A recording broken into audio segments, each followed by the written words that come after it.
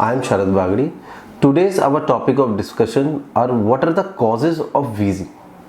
See, the wheezing, to start with, the most common cause I think everyone knows, that is bronchial asthma. Along with that, the second most common cause would be your COPD patients. Then the third will be bronchitis. These are the main three causes. Along with that, if I go, then in rare causes we may also have any kind of foreign body installation, then any kind of upper respiratory tract or lower respiratory tract obstruction. For example, if any patient is suddenly having some allergic onset and leading to angioedema, your laryngeal edema, it may cause your wheezing.